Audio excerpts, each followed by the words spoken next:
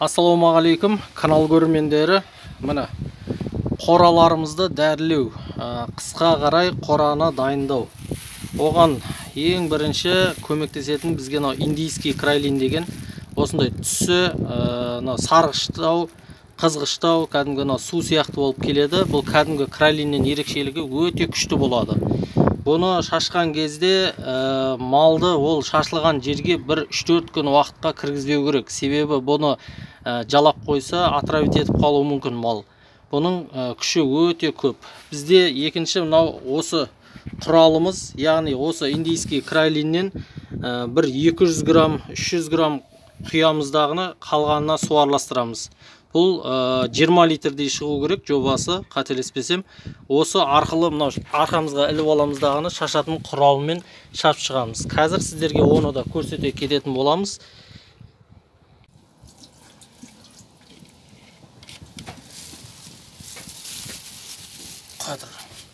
Одан кейін мынау талдарға шашатын B58 деген.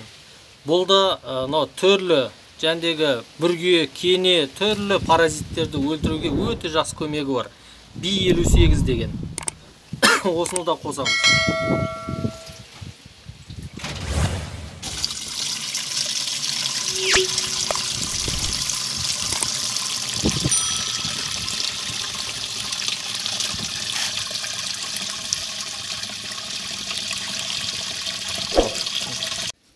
Ал енді біз бастадық. Ең бастысы осы дәрілер уақытта қораны дәрілейтін кезде улы заттар болғандықтан сақтық шараларын көптеп бірінші қолданыңыздар. Қолдарыңызға перчатка, үстеріңізге жабық киім, және де ауыз мұрындарыңыздың бәрін жауып, солай шашқандарыңыз дұрыс. Қазір көрсетемін қалай болады. Мына осылайынан жүріп шаша бересіздер. Көрініп тұрған болса, осылайынан шашыла береді. Мен негізі қазір ешкілердің үстіне емес, ішкі қораға себетін болам.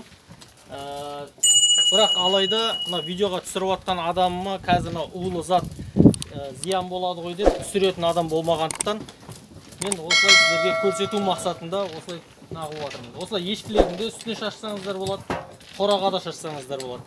Бірақ ешкілерге шашатын кезде дозасын аздау қыласыздар.